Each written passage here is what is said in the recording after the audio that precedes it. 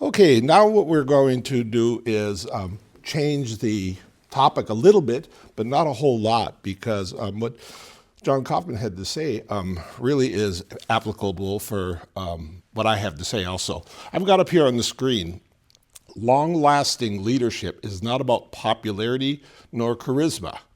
And it's not always about job description or job description related. And what we're wanting to try to express is that leadership, to truly be leadership, needs to be long-lasting.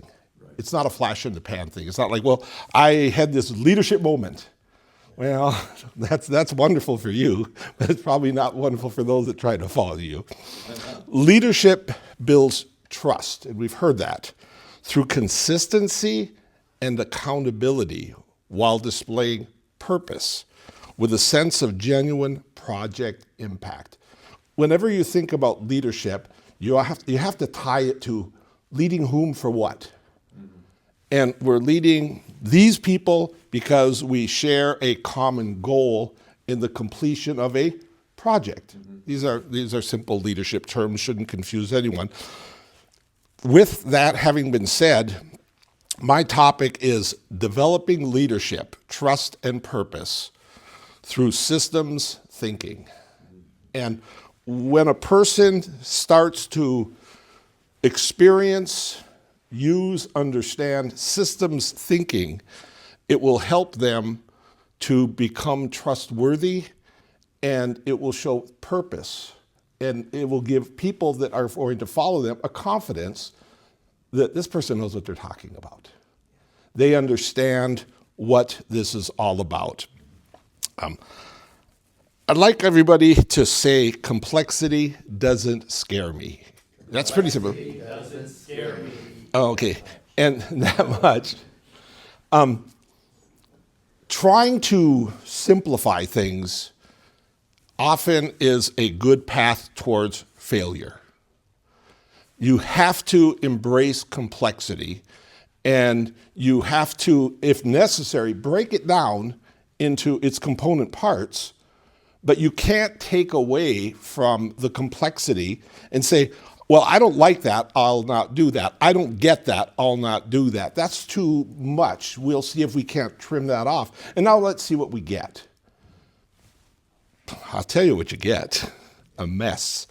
Systems thinking is in all areas and endeavors of your life. You may not know what systems thinking is right now, but I'll tell you, it's everywhere and in everything you do. It's in what we're doing here right now. Everything in life is a part of a system. Right. And once we start to look at it that way, it helps us to be more successful because we are embracing the parts. How simple is a child's birthday party? Surely this does not involve systems thinking.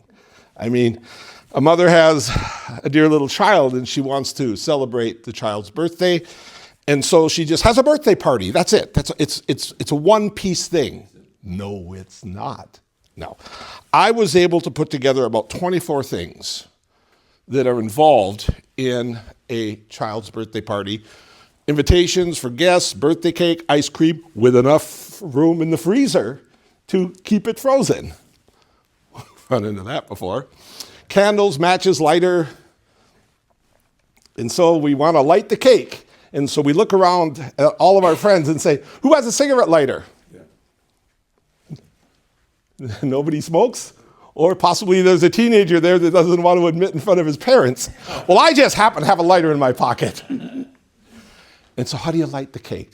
Nobody thought about the candles, the decorations, the balloons, the banners, the streamers, the plates, the cups, the napkins, the utensils, tablecloths, seating for kids and adults. We have all these little chairs, and I'm like, where do I sit? Yeah. I happen to be a little heavier than these children, and the list goes on. The logistics, the setup, the food, the drinks, the entertainment. I was a young, impressionable little boy. Possibly 66, 67 years ago. I'm older than that now.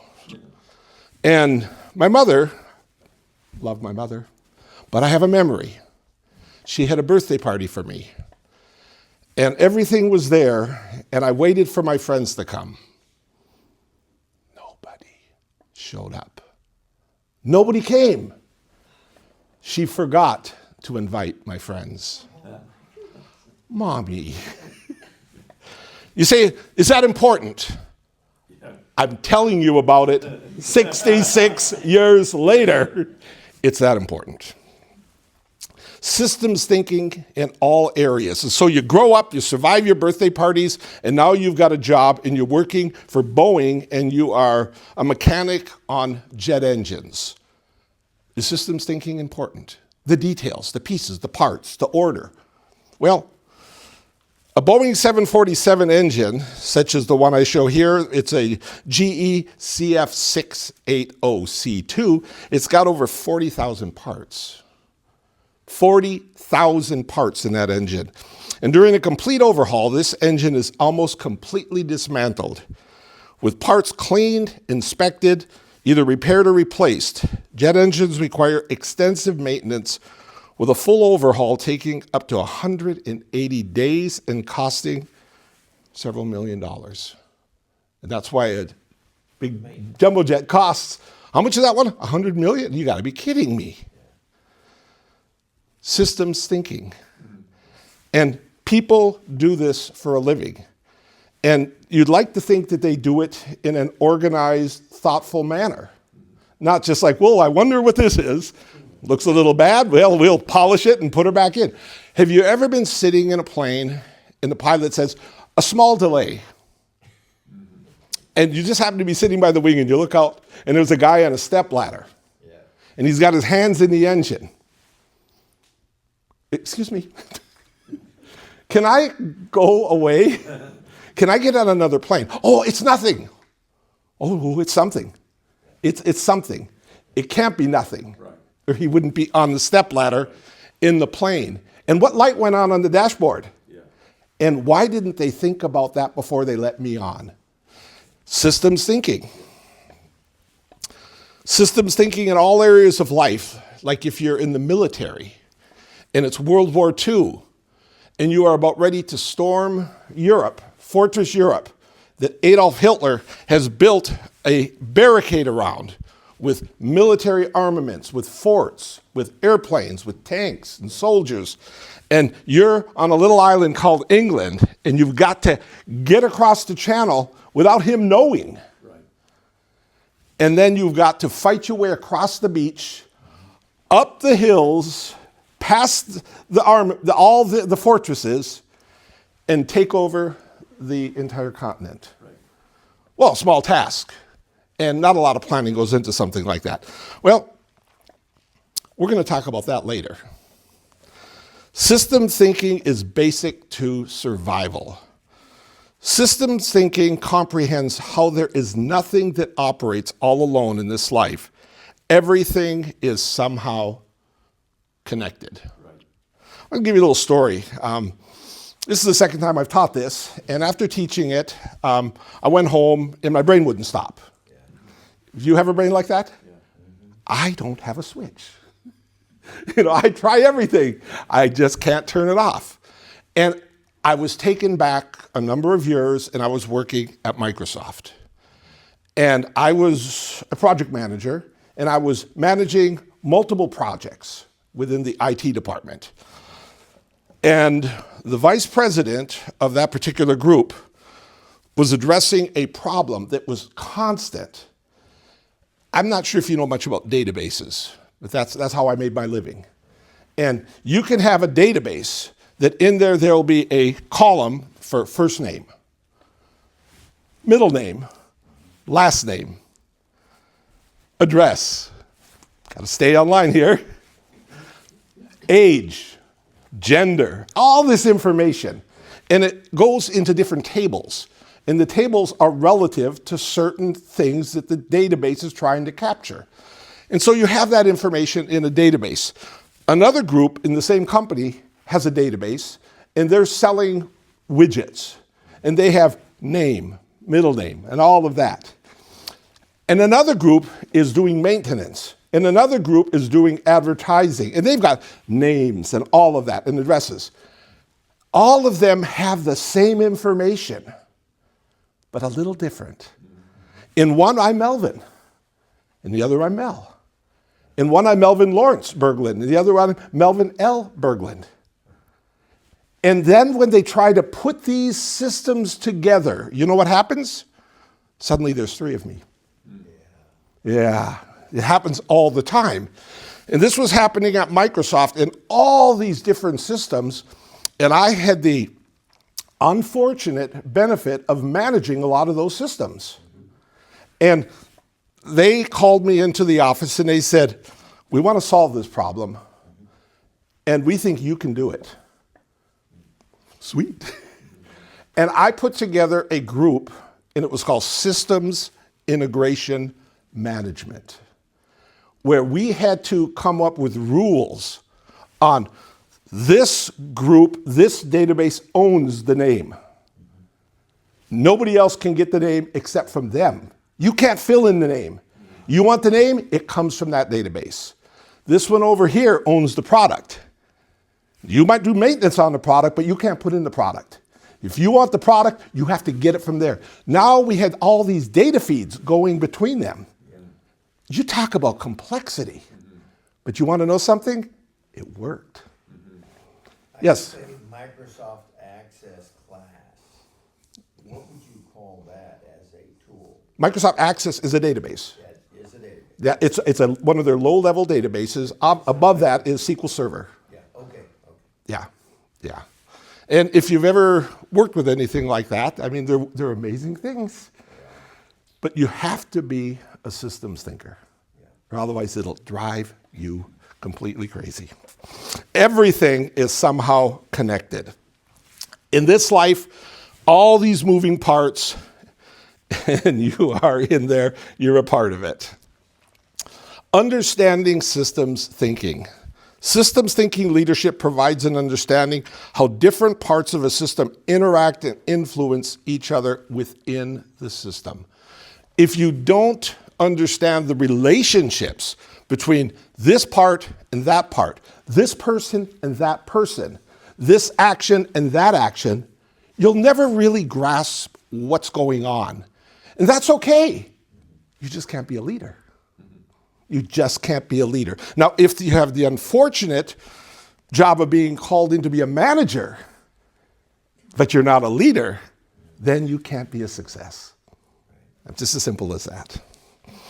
This is a system. It's a computer system. And we understand that all the parts work together to provide an experience of capturing, managing, and using information and data and files. All these different parts are systems unto themselves. But when they work together, then we get the full benefit. This, my friends, is a system. We call it an automobile. Some people call it a car. I don't see the connection. But it is made up of many different systems. There is the system that moves it, the wheels, the axle, the differential, the transmission. That is not directly connected. Well, it is directly connected to the motor, but the motor is different. The motor provides the muscle, the pistons moving up and down, the crankshaft. All of that system provides the power to drive the system that moves it. You got the windshield wipers. The windshield wipers are a system. Now, they're not directly connected to the brakes, except through you. If you can't see through the windshield, you are to apply the brakes. And so, therefore, you are now a part of the system. And that's where you cannot somehow abstract people from systems. I know perfectly wonderful systems that don't work. And it's because of the people trying to use them. It's as simple as that. Or I know people that are very talented, but they don't have good tools. Systems. Making it all work together. Here we have a team, and it's a system. System thinking leadership provides an understanding of how different parts of a system interact and influence each other within the system. Here we have a business that has marketing, customer service, leadership, team management, time management, vision, quality assurance. I managed a print shop many, many years ago. It seems like a lifetime ago. And we had a long form that we had a whole tablet of them. We printed them. Come on, it was a print shop. And on there, we would have the customer's name, the date, some other information, and then we would have a list of things that we would ask them. What do you want? You want a booklet. What do you want in the booklet? What color do you want? What type of paper do you want? What shape do you want? All of these questions, all of this information would be captured on this form. We would then take that and then the scraps of what they gave us, pictures, little bits of this, little bit of that, hand it off to the person doing the typesetting, hand it off to the person that's marking up the pictures, hand it off to the printer, hand it off to the collator, hand it off to the binder, hand it off to the person that cuts it. All of these pieces. You get it wrong, it's garbage. It's garbage. And we had this idea that as soon as you catch a mistake, you're better off than not catching it later. Catch it on a single piece of paper, you throw a piece of paper away. Print up 1,000 copies, you throw away a whole bucket full of paper. We had a salesperson. I can't remember her name. I wish I could. She was an incredible salesperson. We were in downtown Seattle. We ran that business. And she would go to the different people within downtown and get information about what they wanted. And she would bring it back to me and say, I was out and I've got all sorts of wonderful things that we need done. And she would just throw a bunch of Post-it notes on the counter, scraps of papers, this and that, and this and that. And she'd say, we need it tomorrow at 4. And it's worth $3,000. You know, I could have told her, sit in your office and fill out the form. I could have told her that. But somehow that would have broken the magic of who and what she was. She was a one-person sales team, and she was worth a lot. She was worth more than me. And you know what I would do? I would sit in the office. I would fill out the form. Hand it off, and we would get the job done. We're talking about system. This is how systems work. This is how people work. Now, I could complain. Now, maybe you work on a job where there's that kind of stuff. And you complain, you're not happy, something's broken. You know what you're probably lacking? A true leader. That's probably what you're lacking. Leadership is that important. So the why of understanding systems thinking. Systems thinking prevents a leader from underutilizing one part of a system, not knowing how it impacts other parts.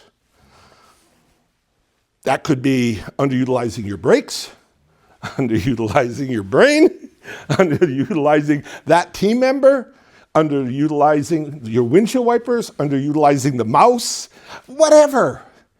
All of it's there, all of it should be used. This is a game we used to play when I was a kid. It's called Mousetrap.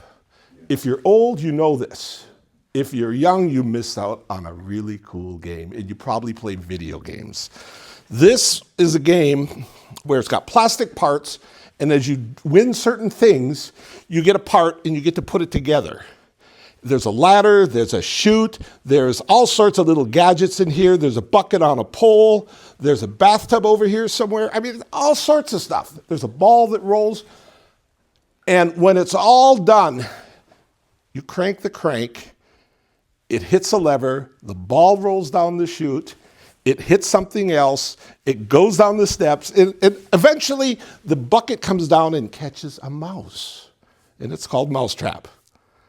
And if you leave out one part, the mouse lives. If you leave out one part, the mouse lives. And so you don't want to underutilize those parts. I want to show you a movie here. This is a system. Watch closely. See what's happening here. I love that. Let's watch that again. There's 9 little blocks. There's 7. There's 5. There's and flips them all over. And you change anything, and it ain't going to work. And you change anything. It was already mentioned that you could hire people, and you tell them, I'd like you to work the system, but they're too smart. And they change it, and it doesn't work. And neither do they after a couple days. And so people are a part of a system also. People are at the heart of every complex human system, but they're often the most overlooked. Effective problem solvers, get those people out of my way. Effective problem solvers today know how to visualize the larger dynamics of their systems while staying grounded in the needs of people. I wish we could memorize that. You got to get the job done, but you got to keep the team. Right. You got to get the job done, but you got to keep the team. The job is temporary. The team goes on and on and on. You win a game, you lose a game, but you're developing a team. And if you can develop a team that works together as a cohesive system, you are a leader. Benefits of leveraging systems thinking. This is a system. It doesn't work. It could work, but it doesn't work. Systems thinking is an approach to problem solving that views problems as part of a unified whole. What's wrong with this? Well, let's take a look. I think it might be everything. I've been given projects like this. We call them basket cases. It's like, can you fit? I've been guilty of giving people basket cases. I got started. Is that worth anything? Yeah, it's going to cost you more. Because now I can't figure out what it is, let alone what it's supposed to do. The days of iPhone repair, Yes. we had people come in and say, I tried to fix this myself. Can you put this back together? And you can't tell if it's an iPhone or Yeah, is that an iPad? Or? yeah, what was that? This is Charles Steinmetz. He's an electrical engineer. Well, he's gone now. But back in the day, he was called by Henry Ford, the guy that started Ford Motor Company, and he was called to fix a massive generator at the Ford plant. Something wasn't working in this huge, huge generator. And so Steinmetz spent 2 days analyzing the machine. And then when he was done, he made a single chalk mark on the generator. And he told Ford's engineers, replace that part. Replace that part. When they did, the generator worked perfectly. Sweet. Payday! Henry Ford was thrilled until he received a $10,000 bill from General Electric, where Steinmetz worked. Repair generator, $10,000. Henry Ford asked for an itemized breakdown. Could you please tell me exactly where that $10,000 is going? Sure, Mr. Steinmetz responded. Making a chalk mark on the generator, $1. Knowing where to make the chalk mark, $9,999. Knowing where to make the chalk mark. That's leadership. That's leadership. He spent the time to analyze. And when he knew the system, he knew what had to be done, and he didn't even have to do it. All he did to do is identify it. Oh, we're talking about leadership here. Identify the solution and turn good people loose. That's leadership. Ford paid the bill. Gladly. This story has been told in many different leadership classes for over a century now. I've sat in some of those leadership classes. The lesson remains the same. Knowledge and experience of the inner workings of a system are worth far more than just physical labor. I'm working hard. That's not a good sign. I'm working long. That's not a good sign. I'm breaking a sweat. Now I'm worried. You don't know how many times I've tried. I don't want to hear. Every one of those indicates you don't know what you're doing. But those are the things that people often equate with hard work and success. I used to work hard. I started out life as a sheet metal man, lifting heavy things. I did that for 10 years, slip disc, sore back, and so I finally got some sense. And I thought, I've got to do something different. And I did some deep analysis on myself. 6'3", 250 pounds. I eat lots and I can lift heavy things. Is that my resume? I hope not. I got into a completely different line of business, and I learned that the more I learned, the less I had to labor. And I know what it's like to sit in an air-conditioned, glass-lined office, people coming in seeking wisdom. That's leadership. That's the pinnacle of leadership, where you've figured it out, you've shared it with others, you've built a team, and they trust you. Yeah. And they come just for that last little, where's the chalk mark, Mel? Where's the chalk mark? This is a review from my first lesson. For those of you that weren't here on my first lesson, let me give you a little background. I talked about a balance in leadership. And the balance in leadership is technical skills. Now, technical skills can come through reading books, and I read a lot of books. It can come through listening to tapes. It can come through talking to intelligent people. It can come through the College of Hard Knocks. Lately, for me, it's been coming through artificial intelligence. I embrace the tools of the era. Why? Why not? And you have to be able to keep up with everybody else on the field when it comes to answers. And so there has to be technical skills that you have as a leader, but you also have to be a good storyteller. You have to be able to distill that into something that people can embrace, and how people love a story. I've already told you 2 stories.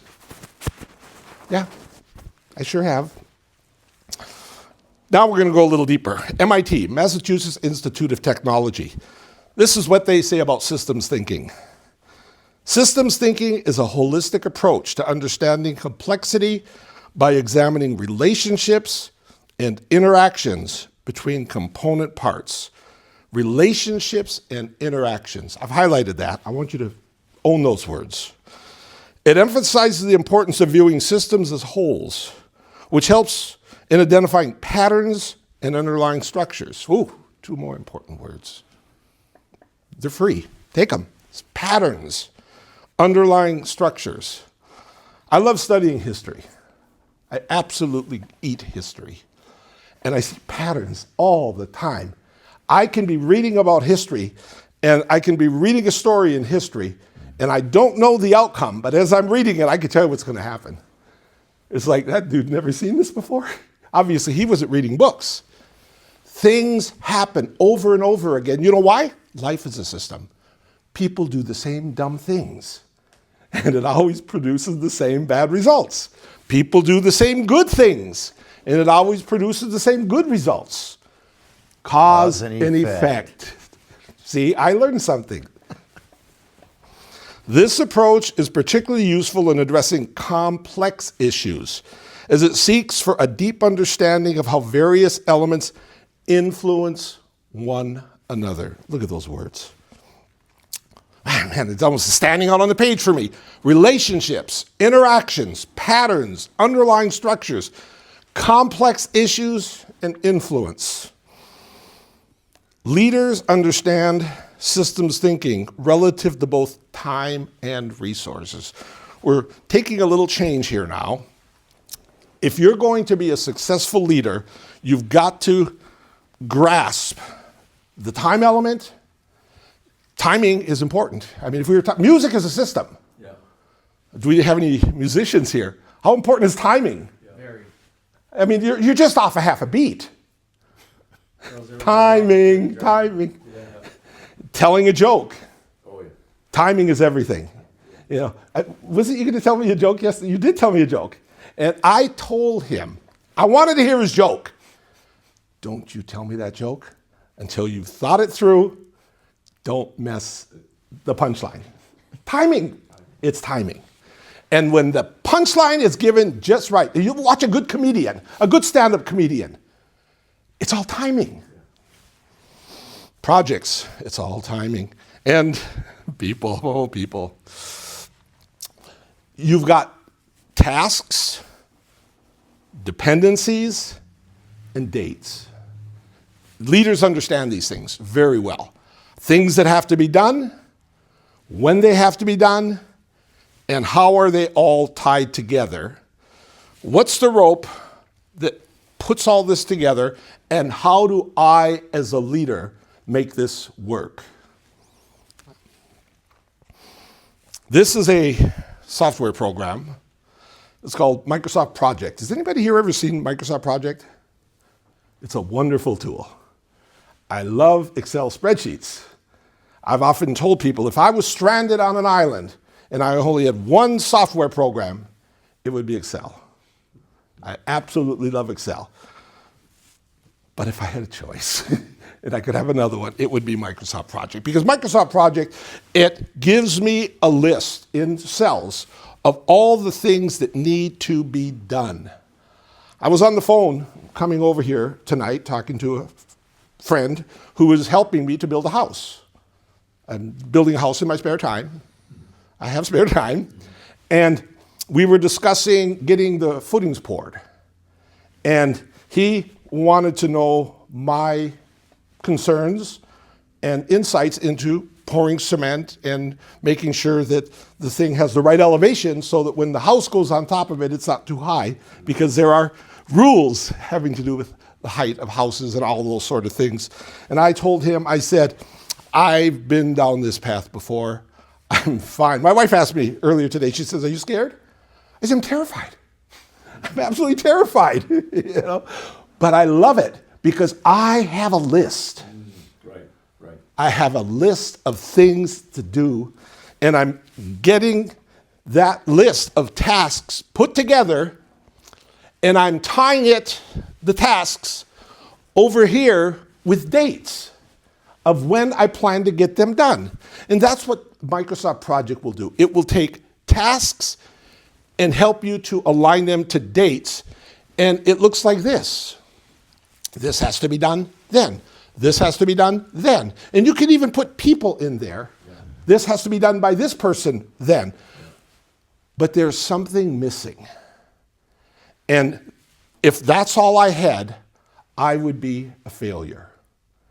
And that's where Microsoft Project is so valuable. I'm not trying to sell this product, but it's got these thin blue lines.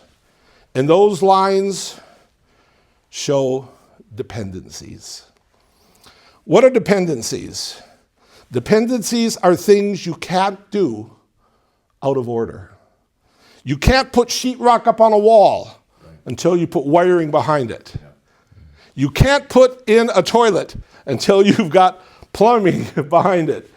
Do not put down the floor until you have all of these things. And it can be as simple as, when do I order the windows? Right. Well, the windows are going to take 3 months to manufacture. I can't order the windows the day I want the windows. Right. Or I'm going to wait for 3 months to close in the building. These are dependencies. This is the success failure criteria for management, and these are systems. These are systems. And he's working them right there. Leading people is at the heart of every complex human system, leading people, getting them to do the task at the right time while being fully aware of what they're impacting by doing it too soon or too late, but just on time. People are often the most overlooked. Effective leaders today know how to visualize the dynamics of the interconnected people systems. I've been on projects where they're always fighting fires. It's always a fire drill. It's always an emergency. It's always a problem. And some people seem to thrive on that. Oh, we got to do this now. Well, I'm doing something else. Well, drop it. Well, I don't think that's good. And if that's the way you want me to work, I don't know that I am going to be effective here. Because I personally don't want the building to be on fire. Yeah. You know, is that asking too much? Has anybody here ever worked in that kind of an environment? I hope you're learning, you know. At least you'll know why the building's burning, why there's problems, why things like this happen. Dependencies. It's dependencies. Somebody didn't think about that. A wise leader will never view a group of people as a monolithic whole. Now, we're kind of shifting again, but again, this is 101, and I'm really wanting to give you a lot of stuff all at once. In thinking about systems, you've got the machine you're working on, the project you're working on, the schedule, the dates you're up against, the budget that you have been given to get things done, and then you've got these people. And people, we sometimes want to just think of them as, that's my team. That's the team. But that's not the case at all. There is no such thing as the team. If you look at a football team, there's two teams. There's those that play offense and there's those that play defense. There's two teams, right? And so we need to realize that our team, our group, whether it's you're a teacher at a school, whether you're working in a factory, whether you're working for a sales group, you're going to find that that team is really small groups. A wise leader will never view a group of people as a monolithic whole, but neither will they seek to understand individuals separated from their different peer groups. Now, you got to think about this. Now, we're talking about people systems now. Get your mind away from every stuff I talked about, machines and cars and airplanes, and just think about people, the people that you work with. If they're not working together well, why is that? They all know their jobs. They all want to be successful, but they are not this. They're those.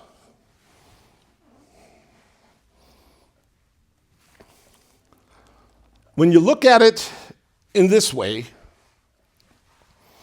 these peer groups are neighbors, co-workers, but they're also family.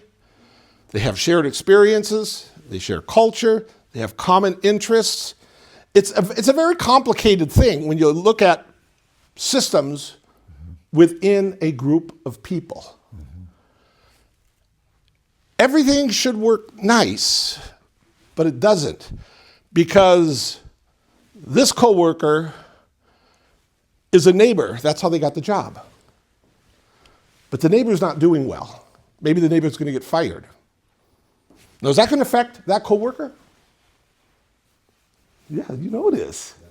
Okay, they have shared experiences. These people have been hurt on previous jobs, and so they're very cautious about certain things.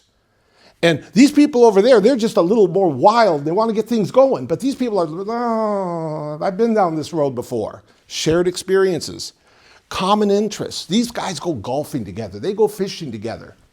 And 3 of them are going to quit the job and go somewhere else, leaving 2 behind. What's going to happen to the team? It's going to hurt the team. And people don't understand that these are a part of a system and how to make all of these people work happily together. I don't have the answers. I'm not a psychologist. I'm not a psychiatrist. But I have run into this time and time again.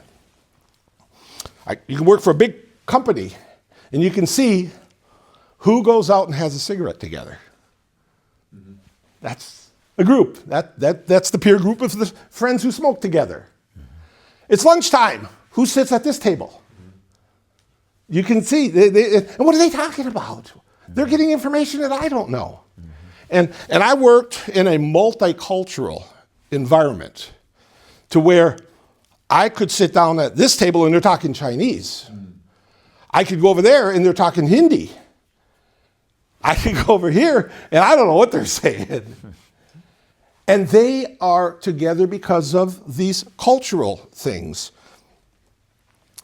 Getting all of that to work together is a leader's job. Absolutely a leader's job. I can think of a particular small church in Puyallup that has multicultural people within it. Mm-hmm. And everybody has to start to meld, but never, ever will they stop being who and what they are. Right. And I don't know that we should. My wife's Indonesian. Mm-hmm. I don't know that I want my wife to suddenly become a Swede. Mm-hmm. And she tells me I'm becoming way more Asian than she is. Well, but there be something to that. I'm going to close here in just a little bit. I want to talk to you about a guy named George Marshall. How many here has ever heard of George Marshall? Last week. 2 of you? 3. Okay. Oh, thank goodness, 4. Okay. At least the man has not been forgotten for history. There was a book written about him, and it's called The Organizer of Victory, George C. Marshall. He's the man, if you can credit any one person, he's the man who won World War II. Europe and the Pacific. And he's the man, if you would credit anyone, who saved Europe from communism. When Europe was in tatters after the end of World War II, a man devised a plan to rebuild Europe so that it would not fall to the socialist ideal being propagated from Moscow. And it was called the Marshall Plan. And this is the man. But he's forgotten by history. But maybe that's what happens to good leaders. You don't notice them, but you see their results. In reading his book, things that stuck out for me, and I read this book in preparation for this class. Interconnectedness. He understood that war wasn't just about battles. It was about logistics, diplomacy, alliances, and morale. Right. And that's a quote from the book. The generals were saying, we got to win this battle. And he's saying, we got to get ice cream for the troops. Yeah. We got to get ice cream for the troops. Why? Because these are kids off the farm in Iowa. And they have no idea what they're doing in Germany, dying for a war that they didn't start. Give them ice cream. Yeah. Give them a good day. Why? Because they're willing to fight for you then. He understood that. It's about alliances. It's about diplomacy. It's about talking to people while the battles are raging. Feedback loops. He understood the need for feedback loops. He adjusted strategies based on real-time battlefield intelligence and political shifts relayed to him by his loyal team. This man understood that a leader is not a leader in isolation. If you're all alone on the top of the hill, yelling at your subjects down below, you are not a leader, you're probably a dictator. He had a team that he trusted so much that every day at 9 o'clock in the morning, those team leaders would get information fed up to them in a process every day where he would sit down and he would listen to what they had to say, and he would do it. Think about that. He's not telling them what to do. They're telling him what should be done, and he is concurring. This is trust at a level that's unbelievable, because this is the free world that's going to be lost if he's chosen just yes men. I heard an interesting thing. Maybe I read it, I don't remember. An important business person had a meeting, and he called in his top lieutenants, the guys that meant something to him. And he said, I've got some thoughts. And he gave us thoughts, and everybody agreed with him. He fired them all. He said, I don't need yes men. Stupid idea. He fired them all. I don't need people that agree with me. I need people that I can agree with. Feedback loops. Emerging team leaders. He built leadership, culture, where individuals, these are people he mentored. Eisenhower, who became a president. General Bradley, General Patton. They grew beyond what they would have ever been without his mentorship. These are the men that we remember, not George Marshall. And also decentralization and trust. He empowered leaders rather than micromanaging, allowing them to make decisions within a strategic framework. As a leader, he said, this is what we're trying to do. He gave the vision, he told the story, and he said, now you tell me how we're going to do it. George Marshall, Global Command. This general, 5-star general, George Marshall, managed over 8 million troops across all 9 theaters of the war. In the Pacific operation, he appointed General Douglas MacArthur in the Pacific. In the European theater, he played a key role in directing operations in Europe, including the supporting General Eisenhower for D-Day logistics. D-Day was the day when we finally put our military troops back in Europe, because Hitler had taken over an entire continent and all we had left was an island. And this is what he said: complexity doesn't scare me. What were you thinking when I was talking about complexity at the beginning? Birthday party. Birthday party. This is what he was thinking. We've got to deploy some ships. We've got 1 week. How many ships are you going to bring across the English Channel? 3,000 landing craft, 2,000 other ships, and 500 naval vessels in 1 week. And nobody's going to know we're doing it. We're going to bring in 13,000 aircraft. We're going to fly across the English Channel, and we're going to catch them by surprise. 3,620 troops, 54,000 vehicles brought over from England that week. 104,000 tons of supplies. I was asked by someone recently for a letter. A letter had been sent, and it was a photocopy. And they said, could we have the original? So I contacted the person that was to send the letter, and I said, we need the original. They said, not a problem. They dropped it in the mailbox. The post office lost it. They couldn't get it from Gig Harbor to Tacoma. I rest my case. Atomic bomb project. This man was instrumental in the devising and the development of the atomic bomb during what was called the Manhattan Project. And he was deeply ingrained in military intelligence, spy versus spy kind of stuff. And I look at this and I wonder, how is that even possible? I can't find 2 socks that match.